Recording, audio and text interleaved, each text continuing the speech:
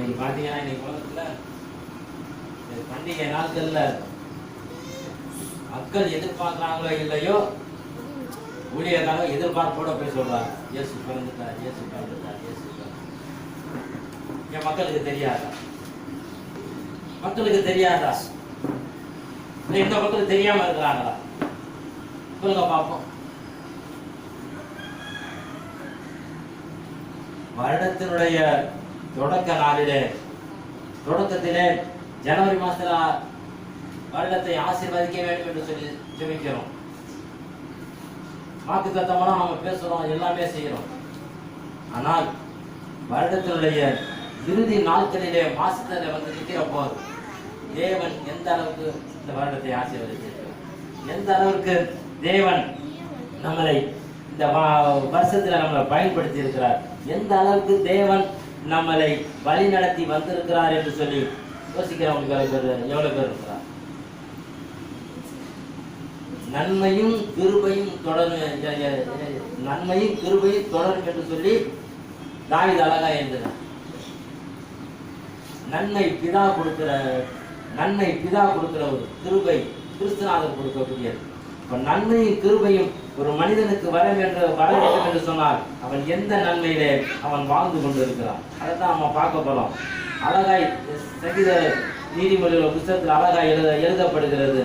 நீதிமொழிகளுடைய புத்தகம் 13வது அதிகாரம் 13வது வார்த்தை இப்படியா எழுதப்படுகிறது. நீதிமொழியுடைய புத்தகம் 13வது அதிகாரம் 13வது, திருவசனத்தை அவமதிக்கிறவன் நாசமடைவான், கற்பனைக்கு பயப்படுகிறவனோ பலன் அடைவான். அல்லேலூயா.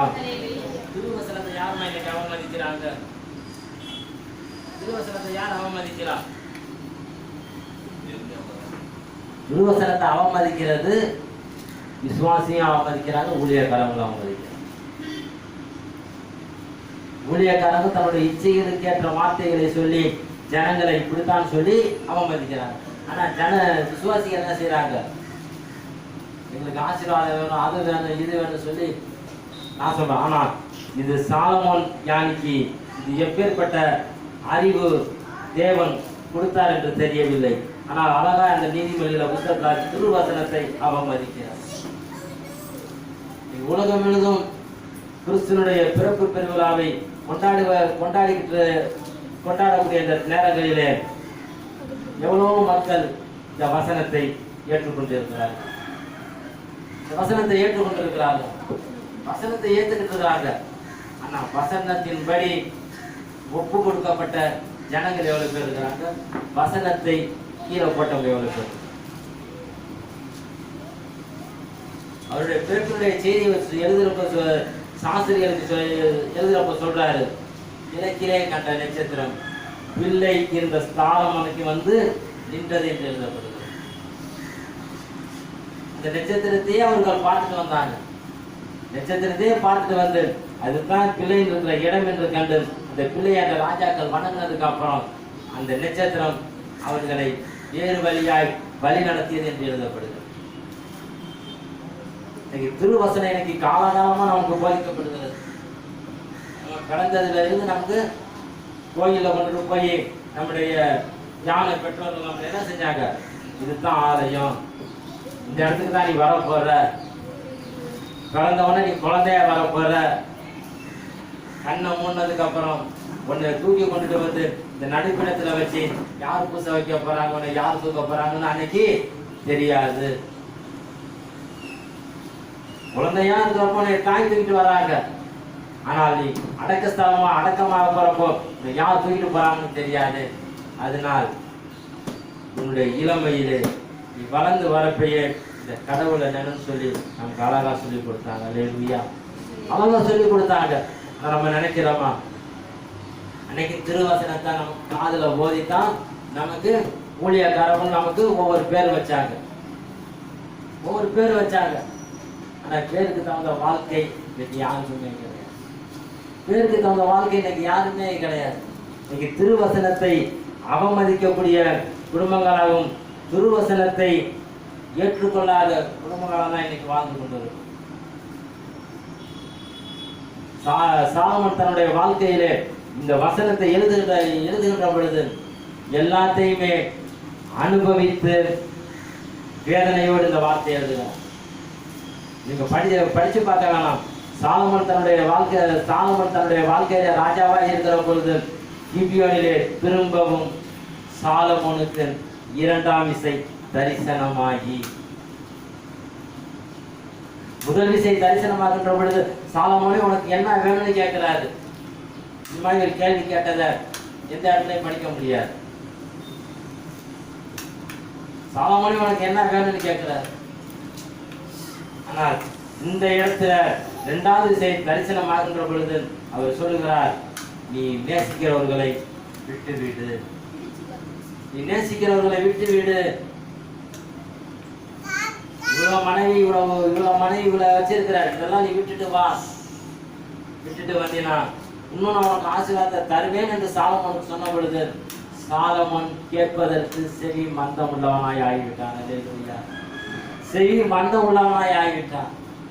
இன்னைக்கு அவன் இதுக்கு முன்னால கேட்ட அந்த ஞானமும் அறிவும், இந்த ஜனத்தினுடைய ஜனத்தை வழிநடத்தக்கூடிய அறிவும் சாலமோனுக்கு தேவன் கொடுத்ததை அவன் தொடர்ந்து பின்பற்றி இருப்பான் என்று சொன்னார். இந்த வார்த்தையை எழுத வேண்டிய அவசியம் இருக்கார். எவ்வளவோ வார்த்தைகளை நாம் பேசுறோம், எவ்வளவோ வார்த்தைகளை தியானிக்கிறோம், எவ்வளவோ வார்த்தைகளை போதிக்கிறோம். ஆனால் இன்னைக்கு வசனங்கள் மக்கள் மத்தியிலே போய்கிட்டு தான் இருக்குது. ஆனால் மக்கள் மத்தியிலே போனாலும் கூட மக்கள் யாரும் வசனத்தின்படி தங்களை தேவன் பக்கம் திருப்பிக் கொள்ளவில்லை. வசனத்தின்படி தேவன் ஜனங்கள் திரும்பி வரவில்லை. கூட்டங்களுக்கு பஞ்சம் இல்லை, ஆலயங்களுக்கு பஞ்சம் இல்லை, ஆராதனைக்கு பஞ்சம் இல்லை, வழிபாட்டுக்கு பஞ்சம் இல்லை. எல்லாமே வழக்கத்துக்கு தான் இன்னைக்கு போய்கிட்டு இருந்த ஒழிய ஜனங்களை வார்த்தைகள் கொண்டு வருவோம் என்று சொல்ல முடியும். இந்த நாட்கள்ல பாத்தீங்கன்னா எந்த இடத்துல பார்த்தாலும் புனித சபையாருடைய திருவிழாவை உலகம் என்றும் கொண்டாடுறாங்க. போன வாரமா நீங்க டிவியில பாத்தீங்கன்னா அவர் நாகர்கோயிலில் போதிச்ச இடம், தூத்துக்குடியில மணப்பாடுல போதிச்ச இடம், கோவாவில் இப்போ எல்லாமே தெரியாதே இன்னைக்கு போய்கிட்டு இருக்காங்க. 10 வருஷத்துக்கு ஒரு தடவை தான் அந்த பீடத்துல அந்த மகானுடைய ஸ்தலத்தை இறக்கி வச்சு பார்வைக்கு வைக்கிறார். நான் வேதத்தில் அழகா எழுதப்படுகிறது. எலிசா இறந்ததுக்கு அப்புறம் எலிசா மண்ணுக்கு அடியில எவ்வளவு ஆழத்துல இருக்கிறாருன்னு தெரியல. ஆனா எலிசாவினுடைய ஸ்தலத்தின் மேலே இறந்த ஒருவனுடைய உடலை கொண்டு வந்து வைக்கின்ற பொழுது அவன் உயிர் பெற்றான் என்று எழுதப்படுகிறது. ஆனால் எலியா மரித்து விட்டார். ஆனால் எலியாவுக்குள் இருந்த அந்த வார்த்தை மரிக்கவில்லை. எலியாவுக்குள் இருந்த அந்த வார்த்தை மரிக்கவில்லை. ஆனால் எலியாவுக்குள் இருந்தான், எலிசாவுக்குள் இருந்த வார்த்தை மரிக்கவில்லை. எலிசா மரிக்காதபடினால்தான் அந்த உடல் மண்ணோடு மண்ணாய் இருந்தாலும் அந்த மண்ணே அபிஷேக மண்ணாய் இருந்தது. அந்த மண்ணே அபிஷேக ஸ்தலமாய் இருந்தது. இன்றைக்கு எவ்வளவோ திரியாத்திரைகள் அந்த கோவாவுக்கு இன்னைக்கு படையெடுத்து கொண்டிருக்கிறார்கள். ஒவ்வொரு ஊர்ல நான் போய் பார்த்தேன். இன்னைக்கு அந்த கோவா ஸ்தலத்துக்கு போறது இன்னைக்கு 6000 ரூபாய் கொடுக்கலான்றாங்க சாமியார். அவங்க கூட்டிட்டு போற சாமியாருக்கு ஏதாவது ஒரு குடும்பம் சோறு போட்டோம். சாமி என் வீட்டு சோரத்துல என் வீட்டு குழம்பத்துன்னு போட்டோம். சாமிக்கு காசு கிடையாது. எதுக்காக இந்த இடத்துல இந்த வார்த்தையை நான் சொல்றேன்னு கேட்டீங்கன்னா, ஒரு மகானுடைய உடலை தரிசிக்க போகின்றவர்கள் அந்த மகன் சொன்ன அந்த ஒரு வார்த்தைக்காக படிச்சிருப்போமா, அழகா சொன்னாரு. உலகம் முழுவதும் இனாசியார் அவரை பார்த்து சொல்றதெல்லாம் இதுதான். ஒரு உலகம் முழுவதும் தனதாக்கி கொண்டாலும் தன்னுடைய ஆன்மாவை இழந்தால் என்ன சொல்றது? சாதாரண மனுஷன் கிடையாதுன்னா பிரான்சிஸ்கு சவேரியார். பிரான்சிஸ்ன்றது பெரிய கோட்டை, திருச்சி மாதிரி ஒரு பெரிய கோட்டை, பெரிய படிப்பாளி. அப்பேற்பட்ட அந்த படிப்பாளியை ஒரு வார்த்தை வசனம் திருப்பி இருக்குமே என்று சொன்னால் அவர் இந்தியாவுக்கு வந்து எவ்வளவு கஷ்டப்பட்டிருப்பார். அவருடைய சரித்திரத்தில் எழுதப்படுகிறது, என்னைக்குமே மருத்துவ ரீதிப்படி நம்ம இறந்தாவே நம்முடைய உடல் ரத்தமாக உறைஞ்சு போயிடும். ஆனா அந்த மகானுடைய உடலை அந்த ரதத்திலே சுமந்து வருகின்ற பொழுது ஒரு பெண்ணானவள் அந்த கையை பிடிச்சி என்ன செஞ்சு அந்த விரலை சுண்டி விரலை பிடிச்சி கடிச்சு போடுறான். அன்பின் மீதினால பக்தி மீதினால விசுவாசத்தின் மீதான கடிச்சு போடுறான். அவ்வளவு ஜன கூட்டத்தில் அந்த ரத்தம் எனக்கு சொட்டு வடிச்சுக்கிட்டே வரலாம். சொட்டு வடிச்சுக்கிட்டே வரலாம். வரலாற்று புஸ்தகத்தில் எடுத்து படிக்கின்ற பொழுது இதுவரைக்கும் 9 பேருடைய உடல் அழியாமல் இருக்குன்னு சொல்றாங்க. ஆனா இன்னைக்கு நம்முடைய 9 பேருடைய உடல் நம்ம என்ன சொல்றோம், இன்னைக்கு பதப்படுத்தி வச்சிருக்கிறாங்க, ரசம் வச்சிருக்கிறாங்க, அதை வச்சிருக்காங்க, இதை வச்சு அவங்க எப்படி வச்சிருந்தாலும் சரி. ஆனா இன்னைக்கு அந்த உடல் எதுக்காக சாட்சியா இருக்குது? எதுக்காக சாட்சியா இருக்குது? இந்த வசனத்திற்காய் சாட்சியா இருக்குது. அல்லேலூயா. அவங்க இந்த வசனத்தை ஏற்றுக்கொண்டார்கள். அதனால்தான் சவேரியார் தன்னுடைய வாழ்க்கையில எந்த இடத்துக்கு போனாலும் அவர் சொல்லக்கூடிய ஒரு வார்த்தை விசுவாசபரமா. ஒரே சர்வேசனை விசுவசிக்க வானமும் பூமியும் படைத்த ஒரே சர்வேசனை வார்த்தையை சொல்லி திருசிலுவையை சுமந்து அற்புதங்களை செய்த, திருசிலுவையை சுமந்து கிறிஸ்துவின் நாமத்தினாலே அற்புதங்கள் அவர் செய்தபடியினாலே இன்றைக்கு வருடத்தினுடைய இறுதி நாட்களிலே அந்த மகானுடைய ஆசீர்வாதம் எங்களுக்கு வேண்டும் என்று சொல்லி எல்லா இடங்களையும் திருநாள், எல்லா திருநாளுக்கும் பஞ்சம் கிடையாது. சவுதியா திருநாளுக்கும் பஞ்சமே கிடையாது. அள்ளித்துறையில பாத்தீங்கன்னா 130 வருஷமா அந்த கோயில், 130 வருஷம் அவ்வளவு அழகா திருநாள். எதுக்கு இதை சொல்லுகிறேன் என்று சொன்னார், ஒரு எலிசாவினுடைய உடலிலே மண்ணுக்கு அடியிலே இந்த எலிசாவின் உடலிலே இந்த அற்புதம் இந்த நம்ம தரிசிக்க போறவங்கள்ட்ட இருக்குதான். கண்காட்சியா தான் நம்ம போய் சவுதியார் மாதிரி தான் இன்னைக்கு வாழ முடியல. கொஞ்சமா அருளாளராக இருக்கட்டும், திருக்கண்ணியராக இருக்கட்டும், புதுநிலையராக இருக்கட்டும், யாராவது வாழ முடியல. யாருமே வாழ முடியாம நம்ம என்ன செய்யறோம், இன்னைக்கு வீணாகி போய் கொண்டு இருக்கிறோம். அதனால்தான் அதே 13வது அதிகாரத்துல 7வது வார்த்தை இப்படியா எழுதப்படுகிறது, திருவசனத்தை அவமதிக்கிறவன் நாசமடைவான் என்று சொன்னார். அதே சாலமோன் தான் அதே 13வது அதிகாரத்துல அழகா எழுதுவார். 13:7 அழகா எழுதப்படுகிறது. எப்படி எழுதப்படுகிறது என்று சொன்னார், ஒன்றுமில்லாத இருக்க தன்னை செல்வனாக பாராட்டுகிறவன் உண்டு, மிகுந்த செல்வம் இருக்க தன்னை தரித்திரனாக பாராட்டுகிறவன் உண்டு. அல்லேலூயா. ஒன்றுமில்லாத இருக்க தன்னை செல்வனாக ஒண்ணுமே அவன்கிட்ட இருக்காது. ஆனா அவங்கள பார்த்தா அவ்வளவு செல்வம் உள்ளவர்களா இருப்பார், செல்வங்கிற மாதிரி காட்டுவாங்க. ஆனா செல்வம் உடையவர்களை பார்த்தா தரித்திரர்களாக இருப்பார். எவ்வளவு உதாரணங்களை சொல்லலாம். நமக்கு முன்னாலேயே எவ்வளவு பேர் வாழ்ந்துட்டு இருக்கிறாங்க. பெரிய பெரிய முதலாளியெல்லாம் பார்த்தீங்கன்னா அவ்வளவு சிம்பிளா தான் இருப்பான். அவ்வளவு சிம்பிளா தான். இவரா இந்த இடத்துக்கு போனார், இவரா இந்த இடத்துக்கு பணக்காரர், இவர்கிட்ட எவ்வளவு பேர் வேலை செய்யறாங்க. அவர் செல்வமிக்கவராய் பிதாவுடைய வலது பரிசத்திலே இருந்தவர். உங்கள் நிமித்தமும் நம்முடைய நிமித்தமும் தரித்திரர் ஆனாரே என்று எழுதப்படுகிறது. நீதிமொழி 8வது அதிகாரத்தில் எழுதப்படுகிறது, பிதாவினிடத்தில் செல்வகுமாரனாய் வீட்டிருந்தவர்.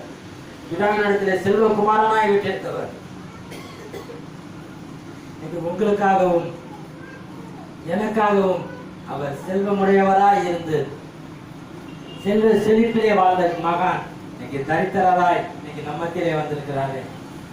அவரை வரவேற்க எத்தனை பேர் இன்னைக்கு தயாரா இருக்கணும்?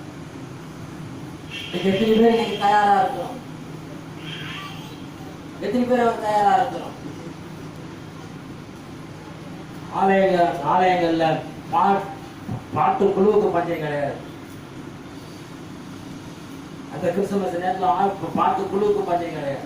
இது பாத்தீங்கன்னா ஒவ்வொரு நாடாட்டியில பாத்தீங்கன்னா ஒவ்வொரு ஊர்ல இருந்து ஒரு கோயிலை பாட சொன்னோம். ஆனா கோயில்ல பாடுறவங்க பூரா யாருமே கருத்துல வாயில இங்க டோலாச்சு, இங்க மோதிரம், இதை விட அவன் கேசிய படம் பார்த்தா இதை விட ஒன்னா ஜோரா இருக்கிற. எதுக்குமா? எதுக்கு? எதுக்கு? எல்லாரும் பார்க்குறாங்க. ஆனா நம்ம சொல்றோம் அது எனக்காக தரித்திரனாக, நரிகளுக்கு வளைவுகள் உண்டு, ஆகாயத்து பறவைகளுக்கு கூடுகள் உண்டு, மனுஷகுமாரனுக்கு தலை சாய்க்க இடமில்லைன்னு வந்தாரு, நீ தலை சாய்க்க இடம் காட்டுவியான்னு சொல்லி நம்மளை பார்த்து கேட்கிறாங்க. இவ்வளவு ஆடம்பரத்துல இருந்தா அவர் நம்மகிட்ட தலை சாய்க்க வருவாரா? இவ்வளவு தலை சாய்க்க அவர் வருவாரா? சொல்லுங்க பார்க்கலாம். இவங்கெல்லாம் திருவசனத்தை அவமதிக்கிறவங்களா, இந்த திருவசனத்தை ஏற்றிருக்கிறவங்களா? இந்த இடத்துல எழுதுகிறார், இந்த திருவசனத்தை அவமதிக்கிறவன் நாசமடைவான் என்று எழுதினாங்க. இந்த வார்த்தை தான் அனனியாருடைய சபீராருடைய வாழ்க்கையில நிறைவேறுது. அப்போஸ்தலர் 5ஆம் அதிகாரத்துல படிக்கின்ற பொழுது அனனியா சபீராருடைய வாழ்க்கையில நிறைவேறுது. பேதுரு பார்த்து கேட்கிறார், நீங்க இவ்வளவுக்கா வித்தி உங்களுடைய காணியாட்சிகளை வித்தீங்களான்னு கேட்கிறார். ஐயா ஒண்ணு உண்மையை சொல்லியிருக்கேன், ஐயா நான் இவ்வளவு தான் நான் வித்திருக்கிறேன். ஆனா அவங்க பொய் சொன்னபடினால் உன்னுடைய பொருளும் நீ சேர்த்து வச்சது நாசமா போகும். இதே தான் பவுல் தன்னுடைய வாழ்க்கையில ஒதிச்சுக்கிட்டு வரப்போ மாயவித்தகாரன் வரார். மாயவித்தகாரன் எப்படியாவது சவுல் மேல் அந்த அபிஷேகத்தை தான் பெற்றுக்கொள்ள வேண்டும் சொல்லுகின்ற பொழுது உன்னுடைய மாயவித்தகாரனை பார்த்து உன்னுடைய பொருளும் நீ கத்திருக்கிறதும் உன்னோடு கூட நாசமாக போகுது. எதுக்கு? அவங்கெல்லாம் வார்த்தையிலே தன்னை சுமந்து கொண்டு வந்தபடியினால், அந்த வார்த்தை அவங்க வார்த்தையில அவர்கள் நிலைத்து வந்தபடியினால் அந்த வார்த்தையினுடைய மகிமை அவங்களுக்கு தெரியும், அந்த வார்த்தையினுடைய அபிஷேகம் அவங்களுக்கு தெரியும். அதனால தான் நூற்றுக்கு அதிபதி அதை படிக்க வேணாம். நூற்றுக்கு அதிபதி அழகா இதை வருகிறான் கிறிஸ்துநாதரிடம், ஆண்டவரே நின்ன இடத்திலிருந்து எனக்கு ஒரு வார்த்தை சொல்லியா. அவன் வேலைக்காரன், என் வேலைக்காரன் அவன் எனக்கு பணிவிடை செஞ்சான், அவனுடைய பணிவிடையில நான் மகனும் குடும்பத்து போனேன். இன்னைக்கு அவனுடைய குடும்பம் இன்னைக்கு வீணா போய்கிட்டு இருக்குது. அவன் குடும்பத்துக்கும் சேவை செய்ய முடியல, எனக்கு சேவை செய்ய முடியல. ஒருத்தர் நான் வான்னு சொல்றது எனக்கு ஆள் இருக்கு, ஒருத்தர் போன் சொல்றதுக்கு அதிகாரம் இருக்கு, ஒருத்தர் இடின்னு சொல்றதுக்கு அதிகாரம் இருக்கு, ஒருத்தர் கூட்டுக்காக ஒருத்தர் சொல்றதுக்கு அதிகாரம் இருக்குது. ஆனால் இந்த அதிகாரம் என்னிடத்துல இல்லை, இந்த அதிகாரம் என்னிடத்துல இல்லையே. இந்த அதிகாரம் உன்னிடத்துல இருக்கிறபடினால் என்னுடைய அதிகாரத்தை விட்டு உன்னிடத்துல நான் முட்டி போட்டு கேட்கிறேன், ஒரு வார்த்தை சொல், ஒரு வார்த்தை சொல்லு.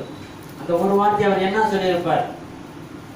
ஓ வேலைக்காரன் சுஸ்தமா. இதெல்லாம் சின்ன சின்ன சின்ன வசனம் தான். அவ்வளவு பெரிய மகிமை இருக்குது, அவ்வளவு பெரிய வார்த்தையினுடைய மகிமை இருக்கிறது. அந்த ஒரு வார்த்தை சொன்னதுக்கு அப்புறம் தான் அந்த நூற்றுக்கு அதிபதியினுடைய குடும்பம் மனம் மாறுகிறது. அந்த நூற்றுக்கு அதிபதி திரும்பவும் கிறிஸ்துநாதரை சிலுவையில் அறைகின்ற பொழுது நான் அடித்து விடுவேனே, என்னை நான் அடித்து விடுவேனே, என்னை மன்னிப்பாயா என்று சொல்லி கேட்கின்ற பொழுது அதையும் அருள்நாதர் ரகசியமாக மன்னித்தார் என்று எழுதப்படும், ரகசியமாக மன்னித்தார் என்று எழுதப்படும். ஆனால் இந்த இடத்திலே திருவசனத்தை எனக்கு கேட்கிறது எனக்கு கும்பலா எனக்கு போகணும், கும்பலா போகணும். அடுத்த வாரமெல்லாம் பாருங்க ஆண்டின் இறுதி கூட்டம், ஆண்டின் இறுதி ஆராதனை, ஆண்டினுடைய தோத்திர கூட்டம், அந்த கூட்டம் இந்த பஞ்சமே இருக்காது. ஆனால் அவர்கள் மத்தியிலே இது மாதிரி வார்த்தைகள் கொடுக்கப்பட வேண்டும். அல்லேலூயா. இது மாதிரி வார்த்தைகள் கொடுக்கப்பட வேண்டும். இந்த 52 வாரம் வந்திருக்கிற வாலிபர் கூட்டம் வந்திருக்கிறார், பெண்கள் கூட்டம் வந்திருக்கிறார், உபவாச கூட்டம் வந்திருக்கிறார். இந்த கூட்டங்கள் மத்தியிலே இந்த வார்த்தையை நீ எவ்வளவு கனப்படுத்தி இருக்கிற, எவ்வளவு கனப்படுத்தி இருக்கிற. கனம் பண்ணுகிறவர்களை கனம் பண்ணக்கூடிய தேவன் எழுதப்படுகிறது. இன்னைக்கு நான் கண்ணை மூடுனா கூட நான் செய்த நன்மை தீமை எனக்கு பின்னால வராது. இந்த வார்த்தை தான் எனக்கு முன்னால போய் நிக்க போகுது, இந்த வார்த்தை தான் எனக்கு முன்னால போய் நிக்க போகுது. இந்த வார்த்தையை கொண்டு தான் அவன் நியாயத்திற்க போடுறான். நான் எவ்வளவு இந்த வேதத்தை படிச்சிருக்கிறேன், இந்த வேதத்துல நான் எவ்வளவு கடுகாலம் நான் நடந்திருக்கிறேன், இந்த வேதத்தை என்னுடைய பிள்ளைகளுக்கு நான் எவ்வளவு சொல்லி கொடுத்திருக்கிறேன், இந்த வேதத்தை கேட்டு என் பிள்ளைங்க எப்படி வாழ்ந்திருக்கிறாங்க. அதுதான் நற்கிரிகை, அதுதான் நற்கிரிகை. ஆனா இன்னைக்கு என் பிள்ளைகிட்ட அதை போய் நான் சொன்னோம்னா ஏதோ கடமைக்கு படிக்கிற பிள்ளைங்களா இருக்கும். கடமைக்கு படிக்கிற பிள்ளை, கடமைக்கு படிக்கிற பிள்ளையா இருந்தால் தேவன் தன்னுடைய கடமையை மாத்திரம் செய்வார ஒழிய ஆசீர்வாதத்தை தர மாட்டார். அல்லேலூயா. கடமையை மாத்திரம் தான் செய்வார். அதனால்தான் சாமுவேலுடைய புத்தகத்தில் அழகா எழுதப்படுகிறது. சாமுவேலுடைய புத்தகத்தில் அழகா எழுதப்படுகிற பொழுது சாமுவேலுடைய முதல் அதிகாரம் 19-20 அழகா எழுதப்படுகிறது. எடுத்து படிச்சு பார்ப்போம் அந்த வார்த்தையை. சாமுவேலுடைய புத்தகம் 1வது அதிகாரம்.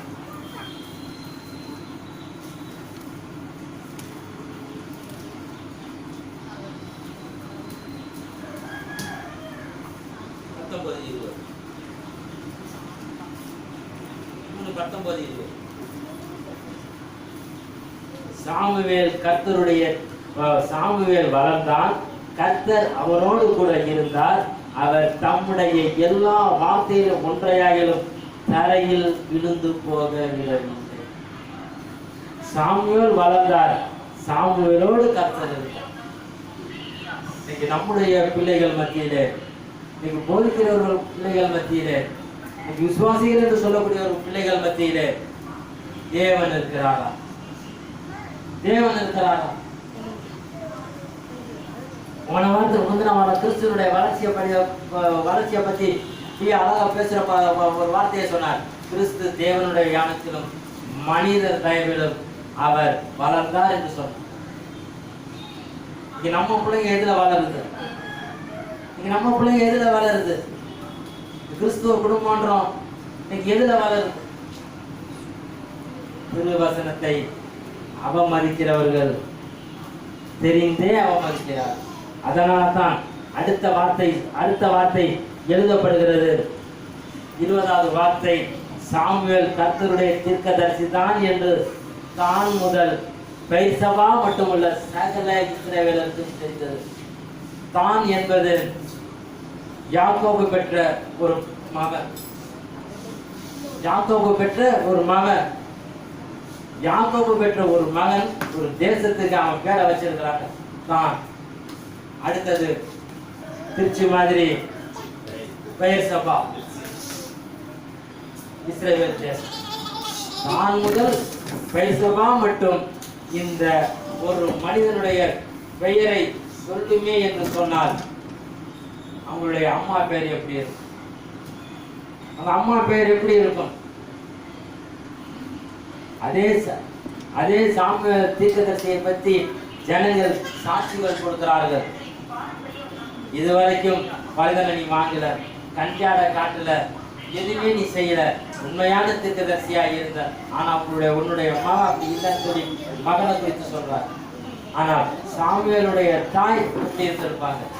நீ எனக்கு கொடுத்திருந்தால், நீ எனக்கு இந்த பிள்ளையை நீ கொடுப்பீர் என்று சொன்னால் அதை நான் உனக்கே கொடுப்பேன் என்று சொல்லி அந்த வசனத்தை உறுதியாய் பிடித்து பிதாவாகிய தேவனுக்கு அவர்கள் கொடுத்தபடியினாலே அந்த சாமுவேலை பத்தி இன்னைக்கு நம்ம படிக்கிறோம்.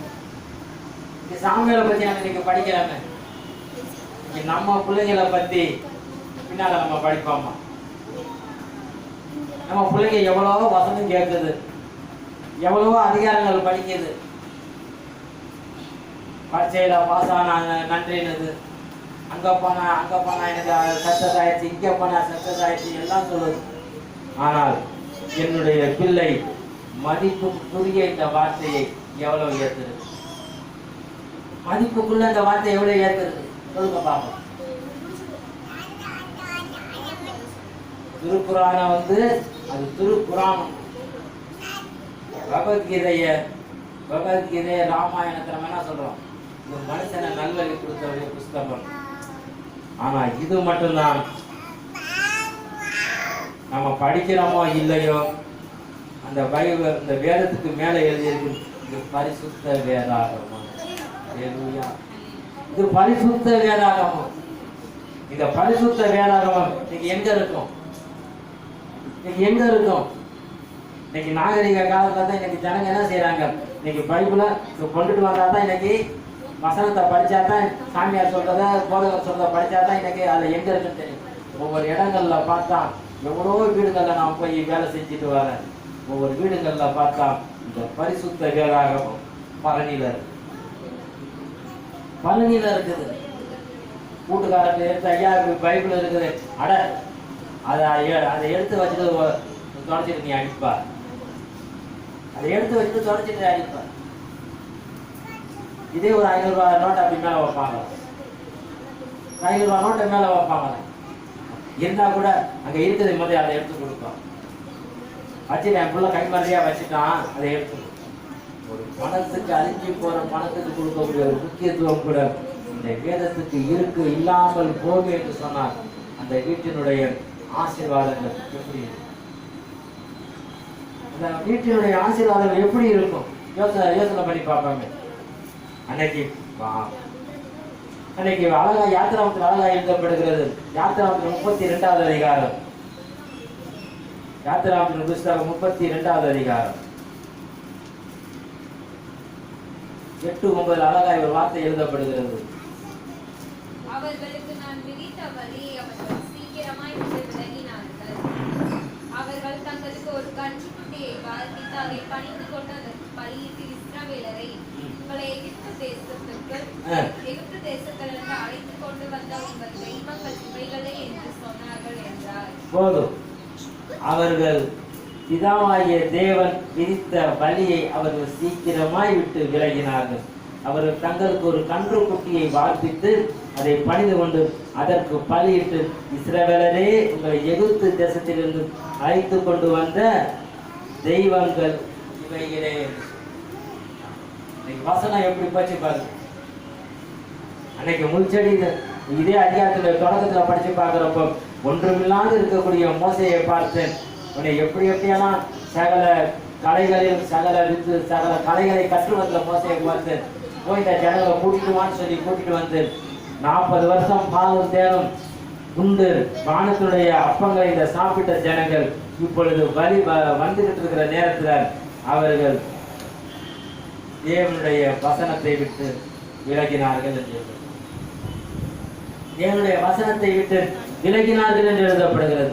அதனால் வந்து அவர்களுக்கு தண்டனை என்னவென்று நமக்கு எல்லாமே தெரியும். நமக்கு என்னன்னே தெரியும். அப்பொழுது மோசே சொல்லுவார், தேவன் பட்சத்தில் இருக்கிறவர்கள் யார்? வசனத்திற்காக நின்று கொண்டிருக்கிறவர்கள் யார்? இந்த வசனத்தை உறுதியாக பிடித்துக் கொண்டு இருக்கிறவர்கள் யார்? அவர்கள் என் பக்கம் மற்றவர்களை வெட்டி போடுகள் என்று சொல்கிற பொழுது பலிகடைக்காரராகிய லேவியனுடைய புத்திரர் தேவனுக்காய் வார்த்தைக்காய் அன்று எழுந்து வந்தார். வார்த்தைக்காய் அன்று எழுந்து வந்தார்கள். இன்றைக்கு வார்த்தையா எழுந்து வருகின்ற பொழுது ஒரு சந்ததி அழிந்தது என்று எழுதப்படுகிறது. ஒரு சந்ததி அழிந்தது என்று எழுதப்படுகிறது. இன்றைக்கு வசனத்தை ஏற்று இன்னைக்கு வசனத்தின்படி செய்யாமல் போனார். நமக்கு என்ன வரும்? நமக்கு என்ன வரும்?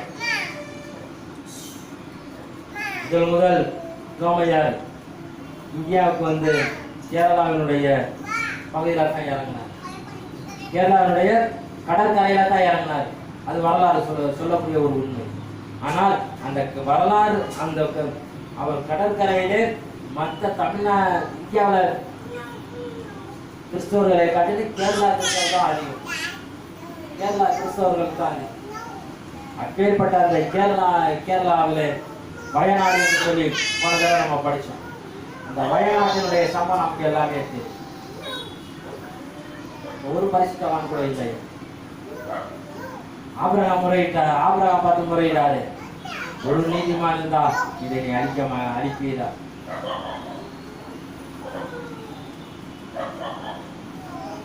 அந்த இடத்துல வசனம் பலமாய் போதிக்கப்பட்டிருக்கிறது. வசனம் அழகாய் சொல்லப்பட்டிருக்கிறது. ஆனால் வசனத்தை ஏற்றுக்கொண்ட நியாயாதிபதியுடைய புத்தகத்தை படிக்கிறப்போ யோசுவாவுக்கு பின்னால வரக்கூடிய சந்ததிகள் எல்லாம் தேவனை மறுதலித்த சந்ததி என்று. தேவனை மறுதலித்த சந்ததி. தேவனுடைய வசனமும் வேணாம், நாங்கள் எங்களுடைய கால்நோன்றித்தனமாய் நாங்கள் வாழ்கிறோம் என்று சொல்லி அவர்கள் வாழ்ந்தபடினாலே தான் ஒரு அழிவு. போன வாரம் எடுத்து கேட்க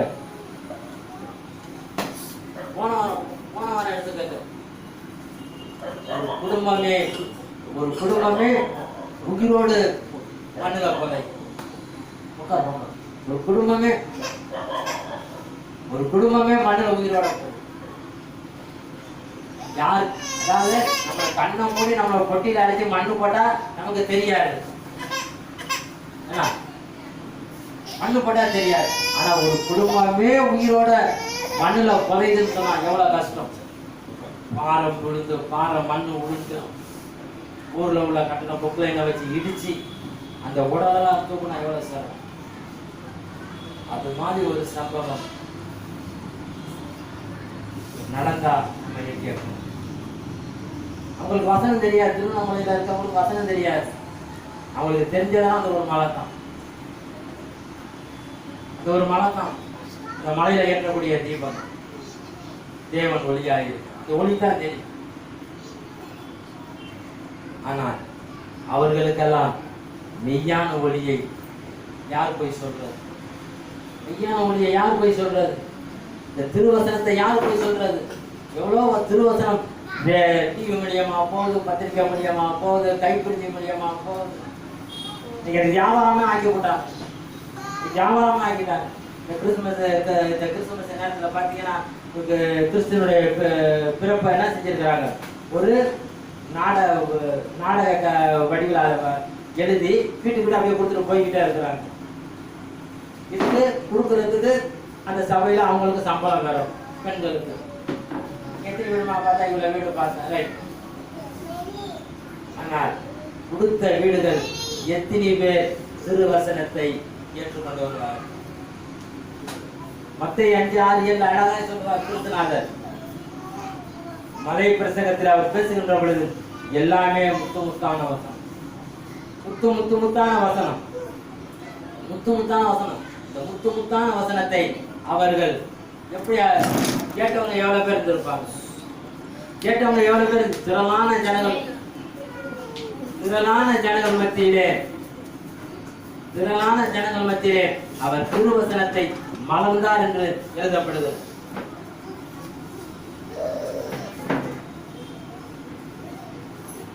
திருவசனத்தை வாய்மொழிந்து சொன்னார் என்று எழுதப்படுகிறது.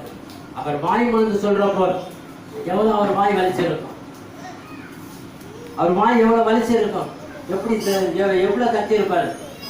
எந்த கடைசியிலிருந்து எந்த கடைசியில் பேசுகிற சத்தம் எப்படி கேட்டு. அதே அதிகாரங்களை படிக்கின்ற பொழுது அவர் அதிகாலையிலே தேவாலயத்தில் வந்து அவர் போய்கின்ற பொழுது எல்லாருடைய கண்களும் அவரையே நோக்கி கொண்டிருந்தது. அவருடைய நோக்கி கொண்டிருந்தது. அவர் என்ன பேசினார்? நம்மளும் ஆலயத்துக்கு போறோம், இன்னைக்கு ஞாயிற்றுக்கிழமை கடன் திருப்படின்றோம், கடன் ஆராதனைன்றோம். இன்னைக்கு நம்ம என்ன போறோம்? நாளைக்கு மாத கோயிலுக்கு நம்ம போய் பார்த்தோம். பார்த்தீங்கன்னா யார் என்ன புடவை கட்டியிருக்கிறோம், எந்த பையன் என்ன பேட்டு போட்டிருக்கிறோம், யார் என்ன நகை போட்டிருக்கோம், இதுதான் ஒரு. ஆனால் வந்தவர்கள் இந்த வசனத்தினால் குத்தப்பட்டார்களா? இந்த வசனத்தினால் குத்தப்பட்டார்களா? யாருக்கும் தெரியாது.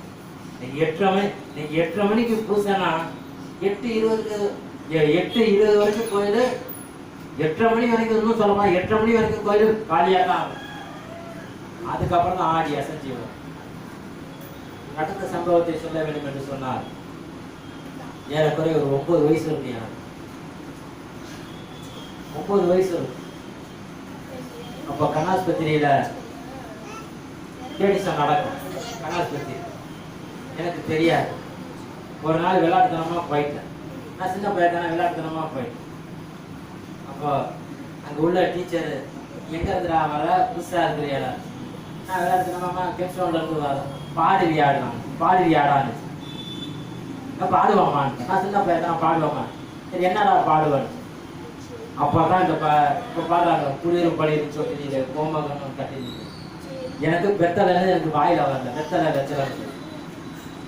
அந்த அம்மா சரி சின்ன பையன் பாடுறான்னு சொல்லி மகளையா ஏத்துனுச்சு. பாடி முடிச்சு அத்தனை பிள்ளைய விட்டு அத்தனை பிள்ளைக்கு இப்போ பிரைஸ் கிடைக்கல. என் ஒருத்தனுக்கு தான் பிளாஸ்டிக் டம்ளரும் 50 மிச்சரும் கொடுத்து.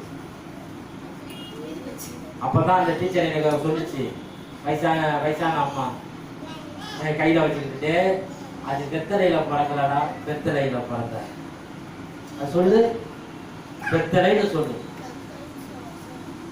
ஆனா நாட்கள் செல்ல செல்லத்தான் அவர் நமக்காய் ஒரு பாலகர் கொடுக்கப்பட்டிருக்கிறார் என்று, நமக்காக ஒரு பாலகன் கொடுக்கப்பட்டிருக்கிறார் சொல்லி. அன்னைக்கு நான் எதுக்காக அன்னைக்கு பாடுனேன், எதுக்காக நான் என் பாட சொன்னா அந்த அம்மா தெரியாது. அத்தனை பேர் அத்தனை சின்ன பிள்ளைங்க நிற்கிது உட்காந்து இருக்குது, என்னை விட்டு பாடுடான்னு. இந்த பாட்டை பாடினோன்னு எல்லா பிள்ளைகளும் கை தட்டி அந்த டீச்சருக்கு அவ்வளோ சந்தோஷம். ஏடா இப்பதான் வந்தான், வந்து உக்காந்தவன் நான் அரைக்கால டிராயர் போட்டுக்கிறேன் ஒரு சட்டம் வந்து உக்காந்தவன் திடீர்னு நீ பாடுறியாடான்னு கேட்டவனா பாடுறாங்க. இது மாதிரி இன்னைக்கு பிள்ளைங்களுக்கு வந்து பலிப்பீடங்களுக்கு வரத்துக்கு இன்னைக்கு பிள்ளைங்களுக்கு அவ்வளோ பயமும் கிடையாது, ஒரு நடுக்கம். இன்னைக்கு வேதத்தை படிக்கிற பிள்ளைங்க பார்த்தீங்கன்னா இன்னைக்கு தலையில சுமார் மூடாக்கு இருக்கா, தலையில இருக்க அலங்காரம் தெரியும், காதுல போட்டு நோலாக்கு தெரியும். இதை உட்காந்து திருப்பிடத்துல உட்காந்து இருக்கிற அருளாளரும் பார்த்துக்கிட்டு தான் இருக்கும். ஏமா ஒரு பீடெல்லாம் இது இப்படித்தான் இருக்கணுமா சொல்றதுக்கு நீங்க அருகதைக்கணும். அதே மாதிரி தான் அன்றைக்கு ஜனங்கள் இவைகள் தான் உங்களை வழிநடத்தி வந்த தெய்வங்கள் என்று சொல்லி அன்றைக்கு ஆரம் சொன்னபடியினால் அவ்வளோ ஜனமும் அன்றைக்கு கூனி குறுகி ஆடி பாடி நம்முடைய கற்பிதங்களை செய்தபடினால் தேவ கோபாக்கினை வந்தது என்று, தேவ கோபாக்கினை வந்தது என்று எழுதப்படுகிறது. இன்னைக்கு அவங்களுக்கு அவங்க தான் என்ன செஞ்சாங்க, கடலுக்கு அடியிலே ஞானஸ்தானம் பெற்றவர்கள். புதிய பட்டின எழுதுவார், அவர்கள் யானை கடல செங்கடலிலே ஞானஸ்தானம் பெற்றவர்கள். இன்னைக்கு நம்ம செங்கடல்ல போய் ஞானஸ்தானம் பெற முடியுமா? கடலுடைய ஆழம் நமக்கு என்னன்னு தெரியும். அந்த கடலுடைய ஆழத்துல போய் தான் நம்ம கால் வைக்க முடியுமா? நம்ம கால் வச்சாதான் நமக்கு தண்ணி இந்த பக்கமா அந்த பக்கமும் நிக்க முடியுமா? அந்த வசனத்தை ஏற்றுக்கொண்டவர்களே அன்றைக்கு பிதாவாகிய தேவனை அவமதித்திருப்பார்கள் என்று சொன்னார். இந்த நாட்களிலே வாழக்கூடிய நாம் அந்த திருவசனத்தை எப்படி நம்ம ஏற்றுக்கிறோம்? திருவசனம் நமக்கு எப்படி ஏற்றுக்கிறோம்? ஆதியாகமத்துடைய புஸ்தகம் 19வது அதிகாரம் இந்த திருவசனத்தை சொல்லியும் ஏற்றுக்காம போன ஒரு குடும்பத்துக்கு அழிவும், அந்த குடும்பத்தில் திருவசனத்தை ஏற்று தப்பித்து வந்த குடும்பம் திருப்பி எப்படி அழிந்தது என்ற ஒரு சம்பவம் இடத்தில் எழுதப்படுகிறது. ஆதியாகமத்துடைய புஸ்தகம் 19வது அதிகாரம்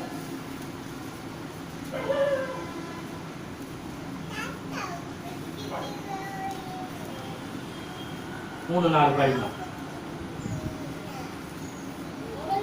அவர்களை மிகவும் வருந்தி கேட்டுக்கொண்டான். அப்பொழுது அவனிடத்திற்கு திரும்பி அவன் வீட்டிலே பிரவேசித்தார்கள். அவன் புளிப்பில்லா அப்பங்களை சுட்டு அவர்களுக்கு விருந்து பண்ணினான். அவர்கள் புசித்தார்கள். அவர்கள் படுத்துடனே சோதோம் பட்டணத்து மனிதராகிய வாலிபர் முதல் கிழவர் மட்டுமுள்ள ஜனங்கள் அனைவரும் 4 திசைகளிலிருந்து வந்து வீட்டை சூழ்ந்து கொண்டு லோத்தை கூப்பிட்டு, இந்த ராத்திரி உங்களிடத்தில் வந்த மனுஷர் எங்கே? நாங்கள் அவர்களை அறியும்படிக்கு அவர்களை எங்களிடத்தில் வெளியே கொண்டு வா என்றார்கள். போதும். அல்லேலூயா. எவ்வளவு கேவலம் பார்த்தீங்க, எவ்வளவு கேவலம். இவருடைய திட்டம் சோதம் குமராவை அழிக்கணும். ஆனா அழிக்க போற இந்த நேரத்துல கூட அவங்க புத்தி எப்படி இருக்கு பாரு. ஆனா லோத்துக்கு தெரியுது இவர்கள் தேவனுடைய தூதர்கள் என்று சொல்லி. அதனால்தான் மே வசனம் 19:1 அழகாக எழுதப்படுகிறது. சோதரனுடைய வாசலுக்கு வந்தார்கள். லோத்து சோதரனுடைய வாசலில் உட்கார்ந்திருந்தான். அவர்களை கண்டு லோத்து எழுந்து எதிர்கொண்டு தரை மட்டும் குனிந்தார். இன்னைக்கு தேவனுடைய வார்த்தையை சுமந்து கொண்டு வருகிற ஒரு தேவ தூதர்கள் எழுதப்படுகிறது. ஏசாயாவில் நம்ம படிச்சு பார்த்தோம்னா தேவனுடைய சுவிசேஷத்தை சுமந்தவருடைய பாதைகள் எவ்வளவு மென்மையான பாதைகள் என்று சொல்லுகிறது. அந்த மென்மையான பாதங்கள் இன்னைக்கு தேவனுடைய வார்த்தையை இந்த இடத்திலே வந்து சொல்ல வந்திருக்கிறார்கள். இந்த சோதம் குமராவை நாங்கள் அழிக்க போகிறோம். சோதம் குமராவை நாங்கள் அழிக்க போகிறோம். இந்த சோதம் குமராவுடைய பாவம் தேவனுடைய சன்னதியிலே வந்து எட்டினபடினால், லோத்துவே நீ இந்த சமபூமியை விட்டு வெளியே வா என்று சொல்ல, வெளியே வா என்று எழுதப்படுகிறது. வெளியே வா என்று எழுதப்படுகிற பொழுது அதே அதிகாரத்தில் படிக்கின்ற பொழுது எப்படி எழுதப்படுகிறது என்று சொன்னால்,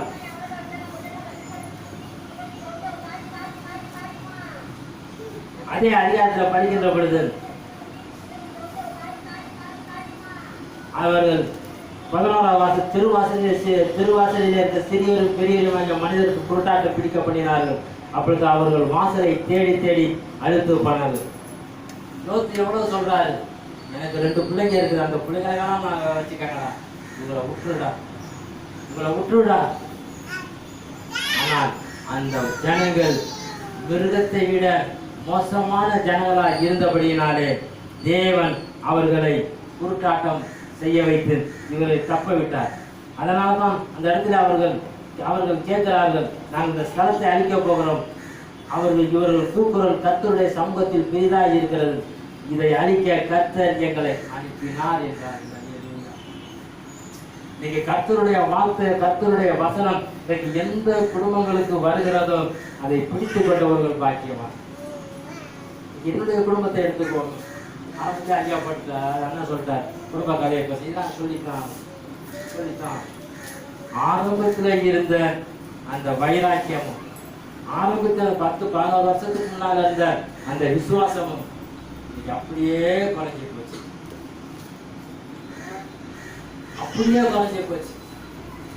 பிள்ளைகள்கிட்ட வார்த்தை கிடையாது, வேதம் கிடையாது, பிள்ளைகள்கிட்ட வசனம் கிடையாது. ஏதோ கடமைக்கு. அப்ப எப்படி திருவசனத்தை அவமதிக்கிற குடும்பத்துக்கு எப்படி தேவனுடைய ஆசீர்வாதம் கிடைக்கும்?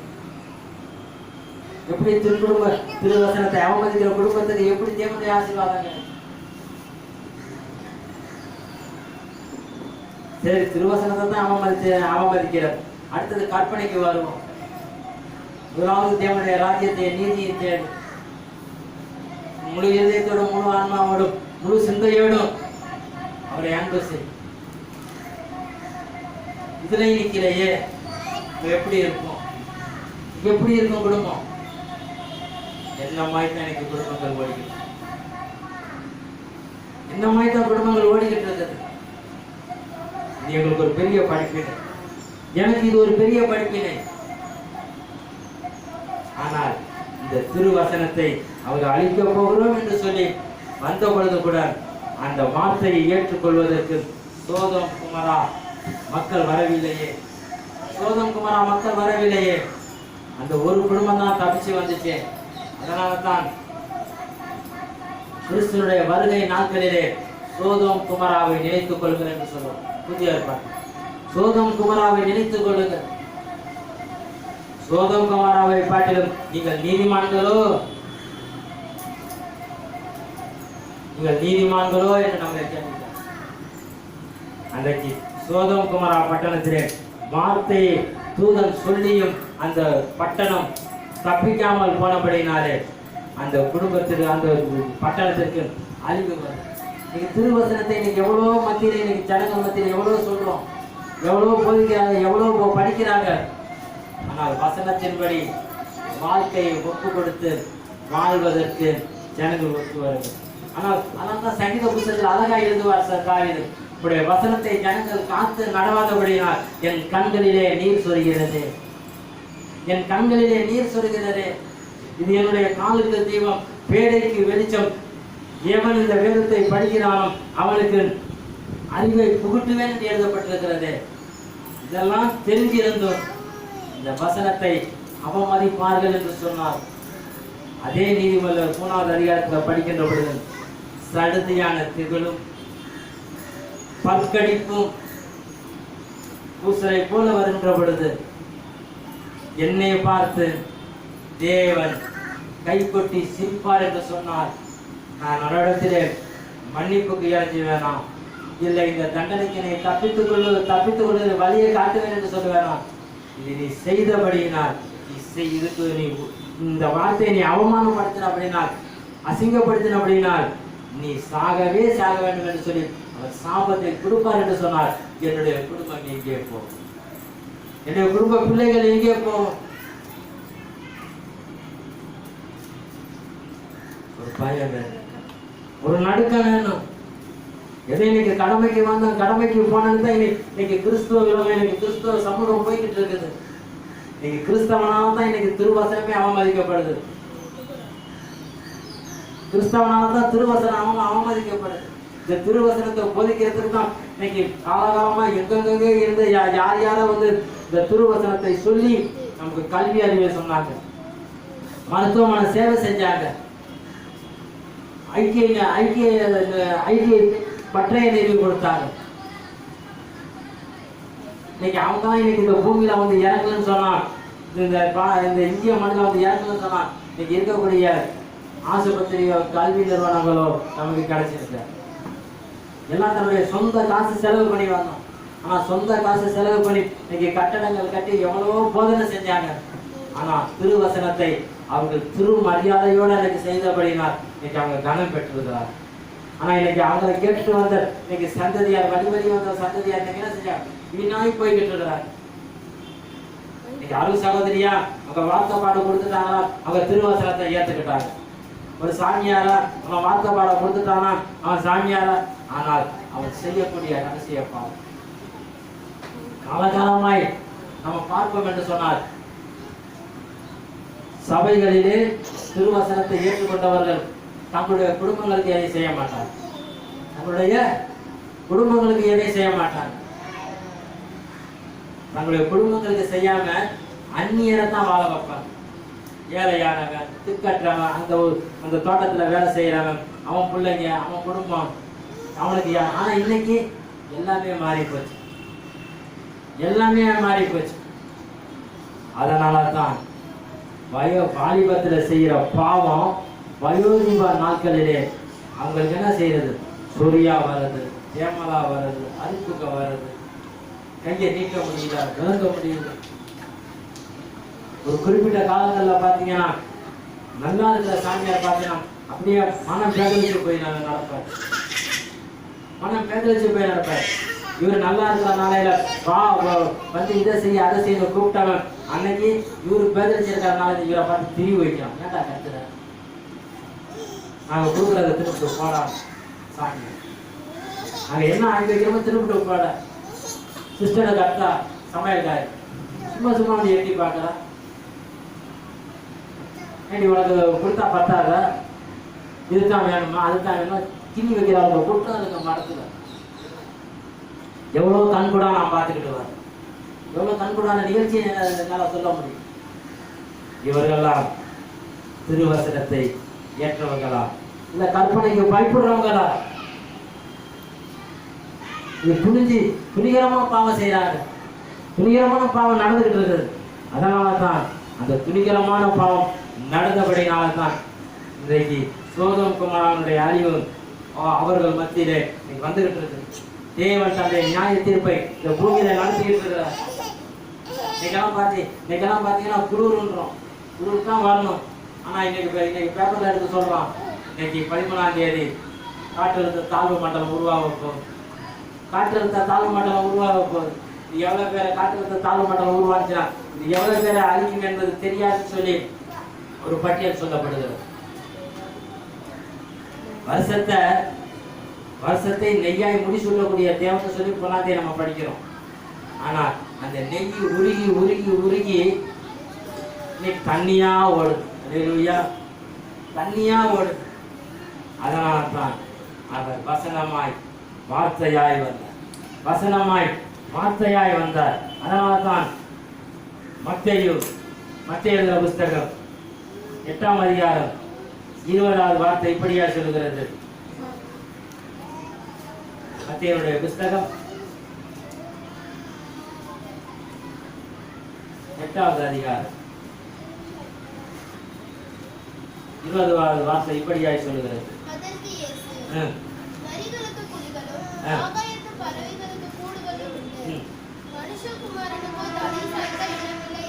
அல்லேலூயா. அவர் இன்னைக்கு தலை சாய்க்க அவர் வசனமாய் வந்திருக்கிறார், அவருடைய வசனமாய் வந்திருக்கிறார். தலை சாய்க்க யார் இடம் கொடுக்க போறா, யார் இடம் கொடுக்க போறா?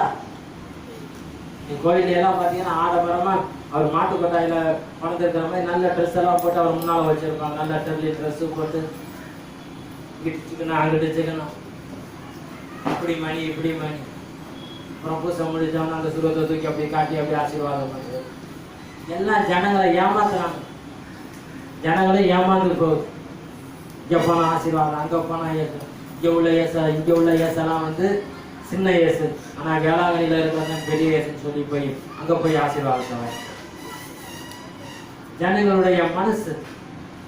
ஆனால் எங்க போனாலும் வசனத்தை ஏற்றுக்கொள்ளக்கூடிய ஜனங்களாக இருக்க வேண்டும். ஜனங்களை ஏற்றுக்கொள்ளக்கூடிய ஜனங்களாக இருக்க வேண்டும். யோவான்ல 1:1 அழகா எழுது, ஆதியிலே வார்த்தை இருந்தது, அந்த வார்த்தை தேவனாய் இருந்தது. அன்றைக்கே வசனமாய் வந்து விட்டார். பிதா கிட்ட அவர் வசனமாய் வந்து விட்டார். இந்த பிதா கிட்ட அவர் வசனமாய் வந்தபடினால்தான் ஆதியிலே அவர் வார்த்தையாய் வந்தார். ஆதியிலே வார்த்தையாய் வந்தார். இன்னைக்கு வார்த்தையாய் வந்தவர் தான் சமாரிய பெண்ணிடம் கேட்கிறார். அதே 4வது அதிகாரத்துல, இந்த கிணற்றை கொடுத்த யாக்கோபை காட்டிலும் நீ பெரியவரோ, இந்த கிணற்றை கொடுத்த யாக்கோபை காட்டிலும் நீ பெரியவரோ. அவர் உண்மையாலும் பெரியவர் தான், உண்மையாலுமே பெரியவர் தான். எடுத்து படிச்சு பார்க்கலாம். 5வது அதிகாரம் 24, 25 யோவானுடைய புஸ்தகம் 5வது அதிகாரம்.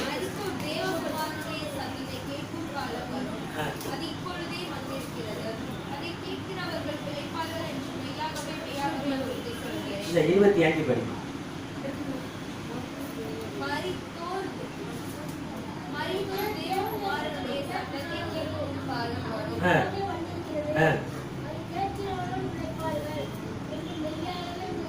இல்ல 24, 25 தேவன் ஆவியாய் இருக்கிறார், அவரை தொழுது கொள்கிறவன் ஆவியோடும் உண்மையோடும் அவரை தொழுது கொள்ள வேண்டும் என்றார். அந்த ஸ்திரீ அவரை நோக்கி, கிறிஸ்து எனப்படுகிற மெசியா வருவார் என்று அறிவேன், அவர் வரப்போகும் எல்லாவற்றையும் எனக்கு அறிவிப்பார் என்று. அப்பொழுது ஒரு சமாரிய பெண்ணுக்கு அவர் எப்பொழுது பிறப்பார் என்கின்ற ஒரு செய்தி தெரிந்திருக்குமே என்று சொன்னார். இந்த சமாரியா பெண் சாதாரண பெண் இல்லை. இவரை பார்த்து கிறிஸ்தனார் அழகாய் சொல்வார், இப்பொழுது இருக்கிற உன் புருஷனையும் கூட்டிக்கிட்டு வா. அவர் சொல்லுவா, உண்மையை சொல்லுவா, இப்பொழுது இருக்கிறவனும் என்னுடைய புருஷன் இல்லை, என்னுடைய புருஷன் இல்லை. ஒரு நடத்தை கெட்டவர்களுக்கே மெசியா எனப்படுகிறவர் வருவார். ஒரு வார்த்தை எனப்படுகிறவர் வருவார். இந்த வார்த்தை எனப்படுகிறவர் என்ற பொழுது அவர் எனக்குள்ள எல்லாவற்றையும் தெரிவிப்பார் என்று எனக்கு தெரியும் என்று சொல்லி அவர் அறிந்து வைத்திருப்பார் என்று சொன்னார். அவருடைய சிந்தனை பூரா பாவத்துல இருந்தாலும் அவருடைய நினைவு பூரா அவர் எப்பொழுது வருவார், அவர் எப்பொழுது வருவார். நம்ம ஏற்கனவே போன வாரம் முந்தின வாரத்தில் படித்தோம். போன முந்தின வாரத்தில் படித்தோம். யாரை படித்தோம்? ஒரு தேசிய குறித்து படித்து பார்த்தோம். வேசியை குறித்து படித்து பார்த்தோம். இந்த வேசி தான் யோசுவாவுடைய ஆட்கள் எப்படியாவது இந்த எரிகோ பட்டணத்தை பிடித்து விடுவார்கள். எரிகோ பட்டணத்தை பிடிக்கின்ற பொழுது என்னையும் என்னுடைய குடும்பத்தை காப்பாற்றும் என்று சொல்லி அவர் கேட்டுக்கொண்டபடினார். அந்த வேசி அந்த குடும்பம் அந்த 2 பேரை காப்பாற்றினார். அதே மாதிரி தான் இந்த புதிய ஏற்பாட்டில் இவர் வேசியா இருந்தாலும் இந்த வேசியினுடைய நினைவு பூரா எப்படி இருக்கிறது? என்னுடைய வார்த்தையாகிய மெசியா எப்பொழுது வருவார்? அல்லேலூயா. என்னுடைய வார்த்தையாகிய மெசியா எப்பொழுது வருவார்? இதுதாங்க எதிர்பார்ப்பு, அதுதான் எதிர்பார்ப்பு. அந்த எதிர்பார்த்த பெண்ணு தான் போய் சொல்றார், மெசியா எனப்படுகிறவர் ஒரு வருவார், நான் கிணற்று அருகே அந்த குடத்தை வச்சுட்டு போய் ஊர்ல போய் சொல்றார், அவர் வந்து இருக்கிறார், அவரை வந்து பாருங்க, அவர் வந்திருக்கிறார், அவர் வந்து பாருங்க. ஆனால் பின்னால வரக்கூடிய அதிகாரங்களை வார்த்தைகளை படித்து பார்த்தோம் என்று சொன்னால் உன்னிமித்தம் அல்ல, அவற்றை நாங்கள் கேட்டபடியே, அவர் கேட்டுக்கொண்டபடியே, அவற்றை நாங்கள் கேட்டபடியே நாங்கள் இன்னும் இந்த இடத்துல 2 நாள் தங்க வேண்டும் என்று நாங்கள் அவரை வருந்தி கேட்டுக்கொண்டோம் என்றோம். அல்லேலூயா. வருந்தி கேட்டுக்கொண்டோம் என்று அவரை எழுதப்படுகிறது. ஆனால் அழகாய் கிறிஸ்துநாதர் சொல்லுவார், நான் திரும்பவும் மற்ற நாடுகளுக்கு நான் போக வேண்டும், எனக்கு வழி விடுங்கள் என்று அவர் கேட்டப்படுது. போய்கிட்டு திருப்பி இந்த இடத்துக்கு வந்தீங்கன்னா உன்னை எங்களுக்கு சத்தியத்தை சொல்லிடுவார். அதனால்தான் இந்த யோவான் அதிகாரத்திலே மற்ற 3 அதிகாரத்தை காட்டிலும், மத்தேயு, மார்க்கு, லூக்காவை காட்டிலும் இந்த யோவான்ல மட்டும்தான் வசனத்திற்கு உண்மையான அடிப்படையான விளக்கங்கள் கொடுக்கப்பட்டது. வசனத்திற்கு அடிப்படையான விளக்கங்கள் கொடுக்கப்பட்டிருக்கும். அதே அதே அதிகாரத்தில் படித்து பார்த்தோம் என்று சொன்னார். மத்தேயு 5:24-25 படித்து பார்த்தோம் என்று சொன்னார். உண்மையாய் சொல்லுகிற 23 சொல்வார், உண்மையாய் சொல்லுகிற பிதாவை ஆவியோடு உண்மையோடு தொழுது கொள்ளும் காலம் வரும், அது இப்பொழுதே வந்திருக்கிறது. தம்மை தொழுது கொள்ளுகிற இப்படிப்பட்டவர்களாக இருக்க வேண்டும் என்று பிதாவானவர் விரும்புகிறார். இன்னைக்கு தொழுவதற்கு கூட ஒரு காலத்தை வைத்திருக்கிறார். எல்லாத்தையும் போறோம், சண்டை காலத்து அப்புறம் எல்லாத்தையும் பார்த்து ஹாப்பி கிறிஸ்துமஸ். எனக்கு அது சொல்றவனை கட்டாமல் பிடிக்காது, எனக்கு கை கொடுக்கவும் பிடிக்காது. சொல்றவன்ட்ட இயேசு இருக்கணும், கொடுக்குறவன்ட்ட இயேசு இருக்கணும். சொல்றவன்ட்ட இயேசு இருக்கணும், கொடுக்குறவன்ட்ட இயேசு இருக்கணும். அந்த இயேசுவை அன்றைக்கு விதவனுடைய வீட்டிலே காலி பாத்திரங்களை கொண்டு வா, இன்னும் எவ்வளவு எண்ணெய் இருக்கிறது என்று தீர்க்கதரிசி கேட்கின்ற பொழுது அந்த விதவை சொல்வார், ஐயா எல்லாம் நின்று போயிற்று, எல்லாம் நின்று போயிற்று, இதை வித்து உன்னுடைய வாழ்க்கையை நடத்தி என்று சொல்கின்ற பொழுது அவள் வர்த்திக்கப்பட்ட எண்ணெயை வித்து தன்னுடைய வாழ்க்கையை ஓட்டினாள் என்று எழுதப்படுகிறது. கிறிஸ்துவன் இடத்திலே பிறந்திருப்பார் என்று சொன்னார், கிறிஸ்துவன் இடத்திலே இருப்பார் என்று சொன்னார். இந்த கிறிஸ்து வர்த்திக்கப்பட வேண்டும். கிறிஸ்து எப்படி வர்த்திக்கப்பட வேண்டும்? வார்த்தையிலே வர்த்திக்கப்பட வேண்டும். வார்த்தையிலே வர்த்திக்கப்பட வேண்டும். எப்படி வார்த்தையிலே வர்த்திக்கப்படுவது? அப்போஸ்தலருடைய நடபடிகளுடைய புத்தகம் 5வது அதிகாரம் 14-15 எப்படியா எழுதப்படுகிறது? அப்போஸ்தலருடைய நடபடிகளுடைய புத்தகம்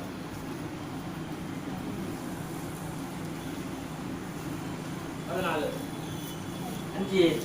திரளான புருஷர்களும் ஸ்திரீகளும் விசுவாசம் உள்ளவர்களாகி கர்த்தரிடமாக அதிகமாய் சேர்க்கப்பட்டார்கள்.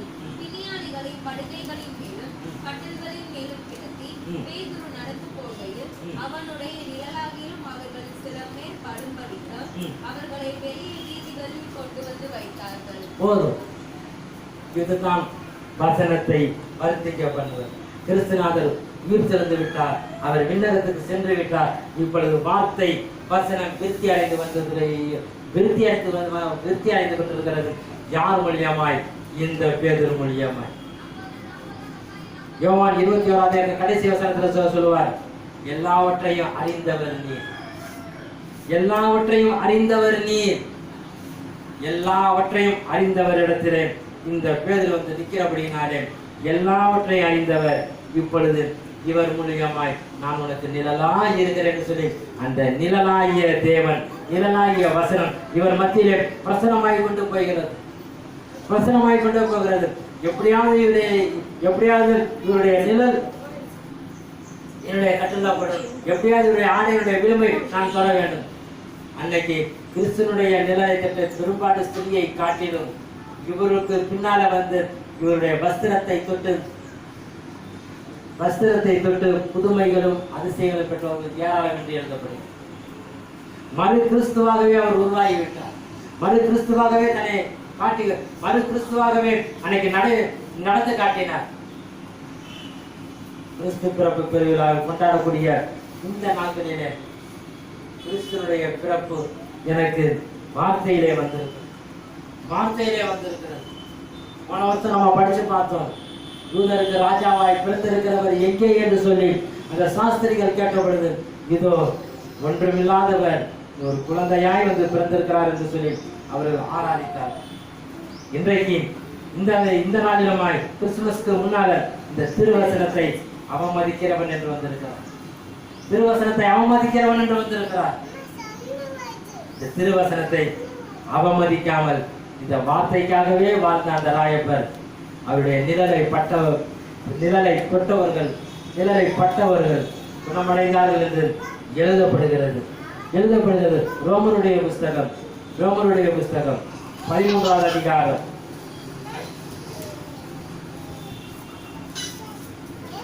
13-14.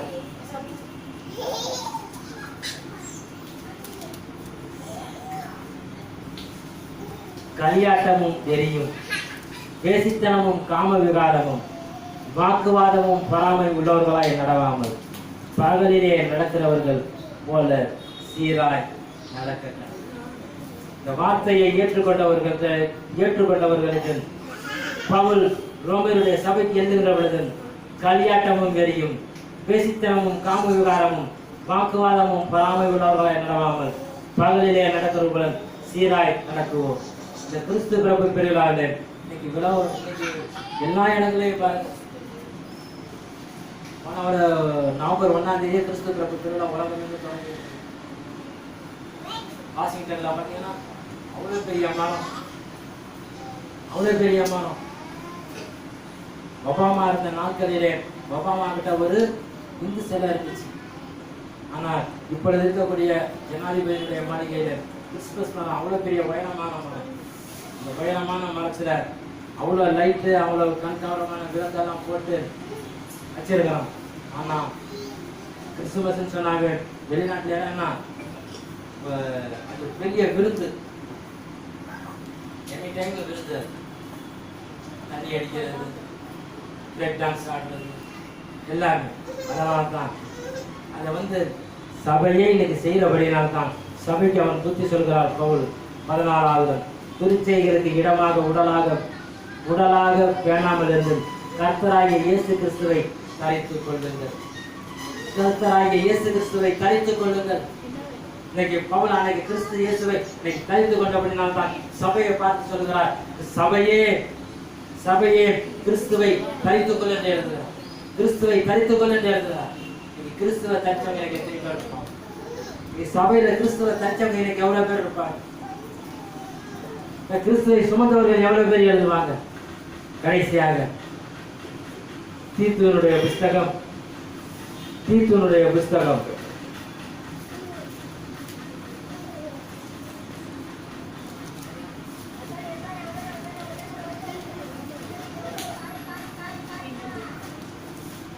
1வது அதிகாரம் 9வது வார்த்தை இப்படியாக எழுதப்படுகிறது. ஆரோக்கியமான உபதேசத்தினாலே புத்தி சொல்லவும் எதிர்பேசுதலை கண்டனம் பண்ணவும் வல்லவனாய் இருக்கனாய் நான் போதிக்கப்பட்டதுக்காய் உண்மையான வசனத்தை நன்றாய் பற்றி கொள்கிறவனுமாய் இருக்க வேண்டும். அநேகர் விசேஷமாய் விருத்த சேதனம் உள்ளவர்களாய் அடங்காதவர்களுமாய் வீண் பேச்சுக்காரரும் மனதை மயக்கக்கூடியவர்களாய் இருக்கிறார்கள். பவுல் தீத்துவுக்கு சின்ன நிருபம் 3 அதிகாரம் தான் இருக்குது. இந்த 3 அதிகாரத்திலே தீத்து தன்னுடைய உத்தம சீடனுக்கு எழுதுகின்ற பொழுது 15 காரியத்தை எழுதுகிறார். 6வது வசனத்திலிருந்து 9வது வசனம் வரைக்கும் 15 காரியம். வீட்டில் போய் அந்த 15 காரியத்துல நான் எங்க நிக்கிறேன்? 15 காரியத்துல நான் எங்க நிக்கிறேன்? பிறப்பு பெருவிழாவை கொண்டாடக்கூடிய நமக்கு உலகமெங்கும் பிறப்பு பெருவிழாவை விசேஷமாய் கொண்டாடுகிறார்கள், ஊழியக்காரர்கள் கொண்டாடுகிறார்கள். இந்த வசனத்திற்கு அவர்கள் எதிர்க்கிறார்கள்.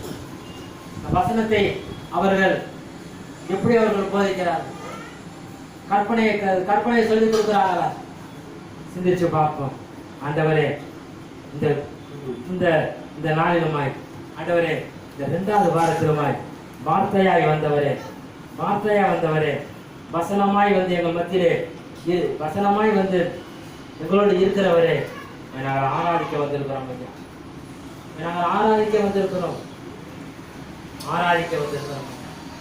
நாங்கள் ஆராதனை எப்பேற்பட்ட ஆராதனை என்று சிம்மாசனத்திலிருந்து நீ பார்த்து கொண்டிருக்கிறேன். வார்த்தையை கனப்படுத்தி இருக்கிறேன். வார்த்தை கருக்குள்ளதும் இரு பட்டயங்களையும் கூறாக்கக்கூடியதும் இருதயத்தையும் ஊடுருவி பார்க்கக்கூடிய வார்த்தை என்று சொல்லி இருக்கிறது. அந்த சொல்லி இருக்கின்ற வார்த்தையை ஆண்டவரே நாங்கள் அவமதிக்கிறவங்களா, கற்பனை கை கொள்வர்களா இந்த நாளிலுமாய் நாங்கள் பார்த்து வந்திருக்கிறோம். ஐயா ஆண்டவரே, இந்த லோகத்திலே எங்களுக்காக பிறந்தவரை நாங்கள் ஆராதனை செய்ய வந்திருக்கிறோம். எழுந்திருக்கிறோம். ஆண்டவரே, இந்த லோகத்திலே ஈனமான பிறவியிலே ஈனமான மனுஷருக்காய் பிதாவினுடைய வலது பக்கத்தில் நிற்கக்கூடியவர் தம்மை தாமே தாழ்த்தி அடிமையின் ரூபம் எடுத்து எங்களுக்காய் மனித சாயல் ஆனார் என்ற நாங்கள் வார்த்தையின்படி அந்த மனுஷ சாயலான இயேசுவை நாங்கள் ஆராதிக்க வந்திருக்கிறோம். எங்களோடு இருக்கக்கூடிய இம்மானுவேலை நாங்கள் ஆராதிக்க வந்திருக்கோம் ஐயா, எங்களை நீ ஏற்றுக்கொள்ளும் என்று சொல்லி அவை ஒப்புக் கொடுப்போம். இந்த லோகத்தில் இயேசு ஏன் பிறந்தார்? ஈன பாவிகளை மீட்கத்தான் பிறந்தார். இந்த லோகத்தில் இயேசு ஏன் பிறந்தார்? ஈன பாவிகளை மீட்கத்தான் பிறந்தார். அதிசயம் அதிசயம் அன்பரின் பிறப்பு அதிசயம், அன்பரின் பிறப்பு அதிசயம். இந்த லோகத்தில் இயேசு ஏன் பிறந்தார்? ஈன பாவிகளை மீட்கத்தான் பிறந்தார். மகிமையே மகிமையே மனுக்குலமீட்ட மகிமையே, மனு உரு எடுத்த மகிமையே, மகிமையே மகிமையே மனுக்குலமீட்ட மகிமையே, மனு உரு எடுத்த மகிமையே. இந்த லோகத்தில் இயேசு ஏன் பிறந்தார்? ஈன பாவிகளை மீட்கத்தான் பிறந்தார். பார் பரிசுத்தர் பார் பரிசுத்தர் பரலோக மேன்மை துறந்ததால் பாடின் சாயல் அணிந்ததால். பார் பரிசுத்தர் பரலோக மேன்மை துறந்ததால் பாடின் சாயல் அணிந்ததால்.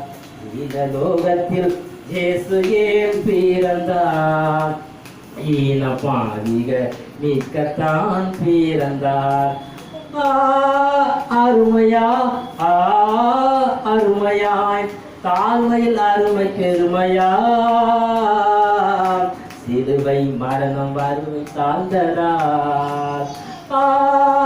அருமையா அருமையா தாழ்மை அருமை அருப்பெருமையா, சிலுவை மரணம் வறுமை தாழ்ந்ததார். ஈன லோகத்தில் இயேசு ஏன் பிறந்தார்? ஈன பாவிகளை மீட்கத்தான் பிறந்தார். அவர் திருவசனத்தை பூமியிலே வந்து குழந்தையாய் வந்து பிறந்த பொழுது அவர் ராஜாவாய் வந்து பிறந்தார். அந்த ராஜா 30 வயது வரைக்கும் தன்னுடைய தாயின் தாப்பின் மத்தியில் இருந்தார். 3 வருடம் இந்த உலகத்தை திரும்பி பார்க்கக்கூடிய மகாராஜாவாய் உலா வந்தார். மகாராஜாவாய் உலா வந்தார். அந்த அவர் வாயிலே வார்த்த வார்த்தைகளை எல்லாம் தாழ்மையுள்ளவர்களும் வறியவர்களும் நோயுற்றோரும் எல்லோரும் கேட்க வந்தார்கள். ஆனால் பணம் படைத்த ஏரோது, வசதி அதிகாரம் படைத்த பிலாத்து, வேத பாரகர் இவர்களெல்லாம் நீ வானத்திலிருந்து குதித்தாயோ என்று கேட்ட பொழுது, நீ சாலமோனிலும் பெரியவரா தேவாலயத்திலும் பெரியவரா என்று கேட்ட பொழுது அவர்களை பார்த்து இந்த அருள்நாதர் சொன்னார், இதோ தேவாலயத்தில் பெரியவர் உங்கள் மத்தியில் உலாவிக் கொண்டிருக்கிறார். தேவாலயத்தில் மத்தியிலும் உங்கள் மத்தியிலே உலாவிக் கொண்டிருக்கிறார். அந்த உலாவுகிற மத்தியிலே இந்த கடைசி நேரத்திலே வருடத்தினுடைய இறுதி நாட்களிலே வந்திருக்கிற நமக்கு சபைகள் மத்தியிலே உலாவக்கூடிய தேவன் எபேசு சபைக்கு எழுத வேண்டியதை நீ எழுது என்று சொல்லி தன்னுடைய உத்தம சீடனாகிய யோவானுக்கு திருவாய் வலது சொன்ன இயேசு கிறிஸ்து இந்த சபையின் மத்தியிலே உலாவார் என்று சொன்னார். அன்றைக்கு எபேசு சபைக்கு சொன்ன வார்த்தை இன்றைக்கு எனக்கு சொன்னா எப்படி இருக்கும்? சிமர்னா சபைக்கு சொன்னா எப்படி இருக்கும்? பெர்கமோ சபைக்கு சொன்னா எப்படி இருக்கும்? அதே என்னுடைய குடும்பத்துக்கு சொன்னா எப்படி இருக்கும்? தனிப்பட்ட சபைக்கு சொன்னா எப்படி இருக்கும்? பிறப்பு பெருவிழாவை உலகமே கொண்டாடினாலும் இன்னைக்கு சபை என்பது பிறப்பு பெருவிழாவை கொண்டாடக்கூடாது. ஒரு கிறிஸ்தவனாய் இருக்கிறவனுக்கு பிறப்பு பெருவிழாவை கிடையாது. அதை ஆணித்தரமாய் சொல்ல முடியும். இன்னைக்கு சபை இன்னைக்கு நம்மளை ஏமாற்றிக்கிட்டு இருக்குது.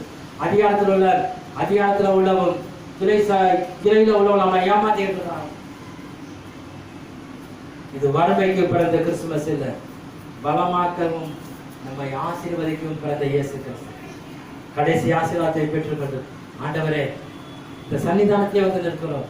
ஆண்டவரே திருவசனத்தை அவமதிக்காமல் திருவசனத்தை கடைபிடிக்கக்கூடியவராய் மாற்றும் என்று சொல்லி ஒப்புக்கொடுக்கும்.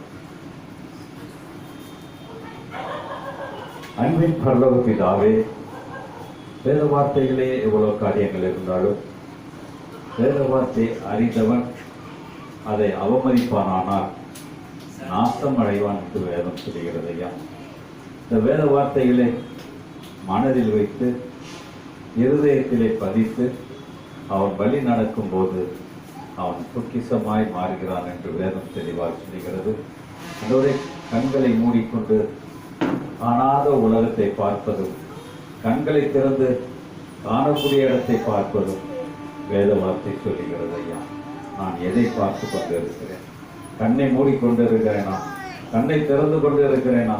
வேத வார்த்தை ஒவ்வொன்றும் ஆராயக்கூடிய அளவுக்கு, புத்தியை தெரிவிக்கக்கூடிய அளவுக்கு, தேனிலும் மதுரமாய் இருக்கக்கூடிய அறிவுக்கு எங்களை தந்திருப்பதற்காக நன்றி கர்த்தாவே.